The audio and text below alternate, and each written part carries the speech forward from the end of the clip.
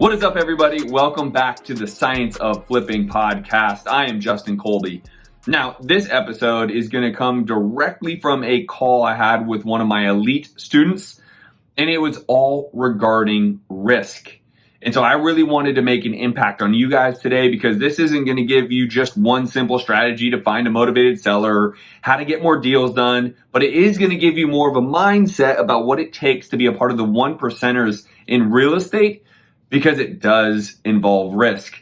Now listen, if you are watching me on YouTube, great. Make sure you are subscribed and have your notifications on, and give me a thumbs up. If you aren't yet watching me on YouTube, get over there right now. Make sure to start subscribing and watching, and give me those good old thumbs up, because the YouTube gods really favor videos that have a bunch of thumbs up. If you are listening on iTunes, give me a 5-star review. I would greatly appreciate it, because guess what? The iTunes gods give podcast favoritism the ones that have the most 5-star reviews. Now, let me get straight to the point, to the impact I want to make with you today. And that's going to be a lot more in your mind than it is going to be about strategy, about being a successful real estate investor. But do believe this one thing: you need to have both. You need to have strategy, and you absolutely need to have the right mindset, because it will completely impact whether you are successful and become a part of this 1%er club that I and many others are a part of, or if you don't. So here's what I will say.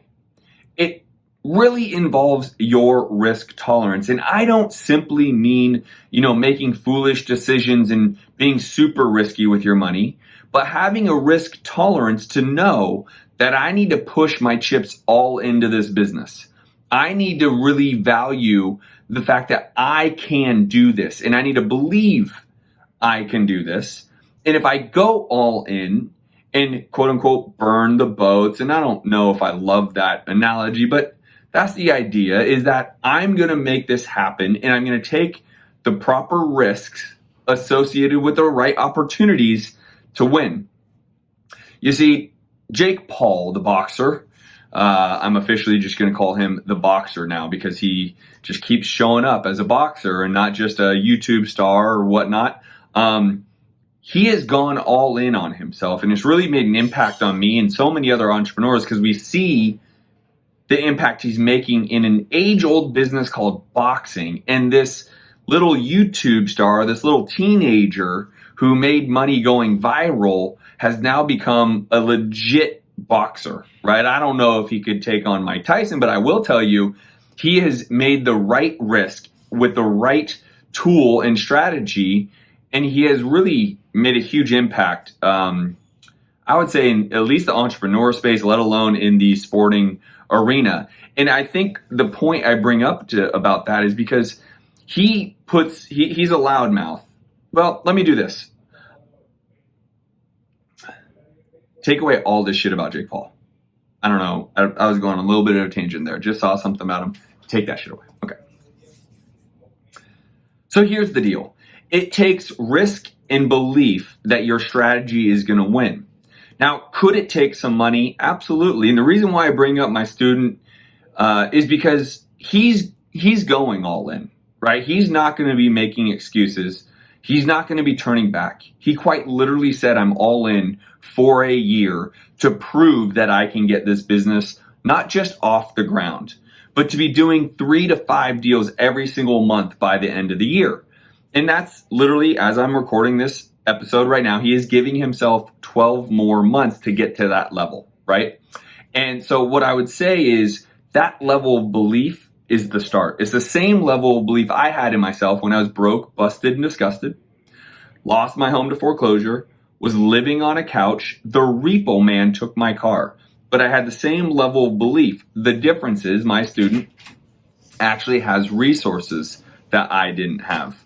My student has the ability to sell homes and be able to leverage that into building a business. So again, he is taking a risk. He is taking a financial risk, because he is going to sell 2 of his rental properties that he already owns to put money into his pocket so that he can capitalize on his business venture of being a 1% real estate investor.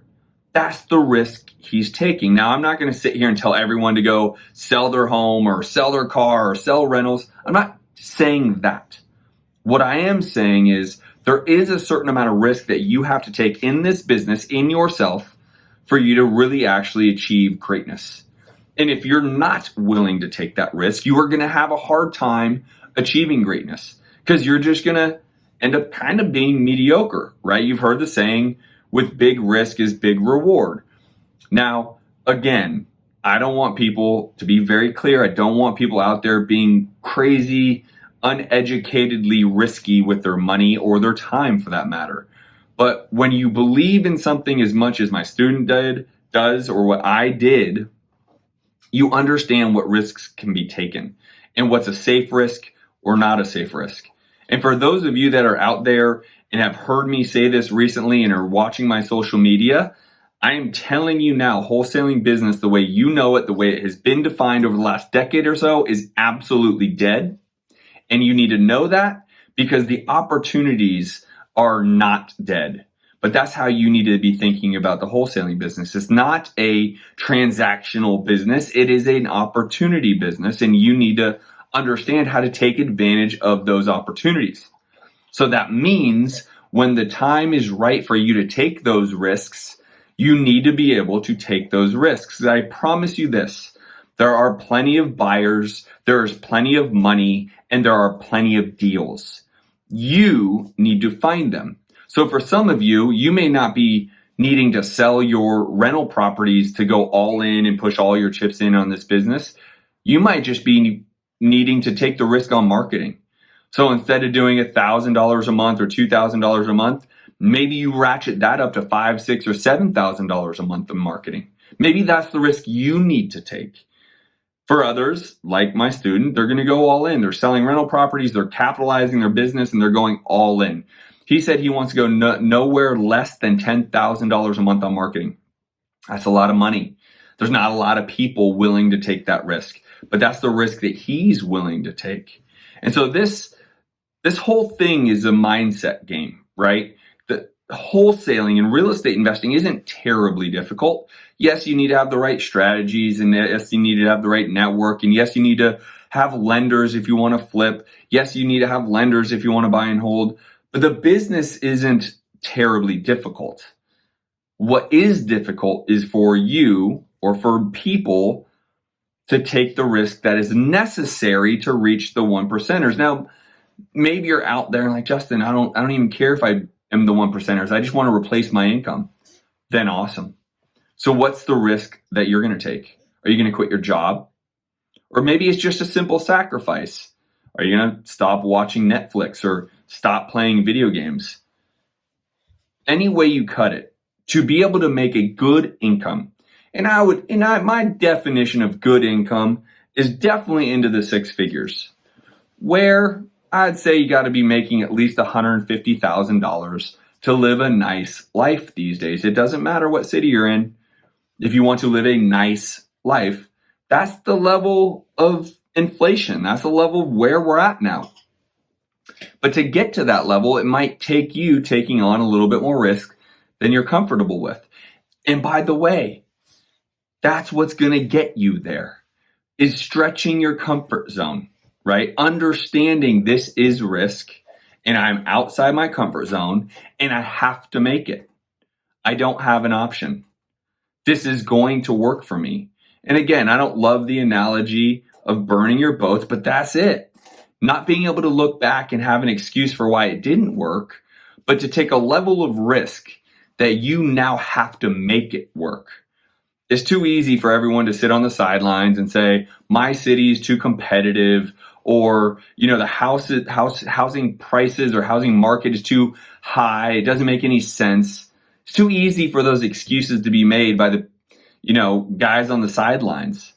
But I'd urge you to get on the field. I'd urge you to say, I'm going into the game. I'm putting my helmet on. I'm putting my shoulder pads on, and I'm going. And I'm going to win. Now, I'm going to end this episode because it's definitely been a little bit more motivational than most. But I'm going to end this episode by understanding this one thing. You need to take risk. You don't necessarily have to sell 2 rentals to do this business. You don't necessarily have to spend $10,000 on credit cards to do this business, but you need to take a certain amount of risk to push you. Because that risk, that leveling up your ability to have risk tolerance will create greater rewards. But here's what I'll leave you with. You have to give yourself patience to achieve it. Don't try to go win the game in the first quarter or the first half. Play the whole game. Play the long game. The reason I'm emphatic with saying wholesaling in the way that you know it and the way it's been defined for the last 10 years is dead is because everyone treated that like the transactional business. And yes, while in definition, you are finding a seller and lining it up with a buyer and you're creating an assignment fee in the middle. By definition, that is a wholesale deal. But to create a wholesale business, to be a 1%er, it is an opportunity business. And it is very hard to create opportunity without having risk along with it. All right, so listen, I know that wasn't your traditional episode that I usually rock the house with kind of more strategic real estate investing strategies, but I wanted this to be known because the call I had with my student today was really thought-provoking for me to understand at what level people are playing at, to understand that he is literally willing to go all in on his dream of being a multimillionaire through real estate.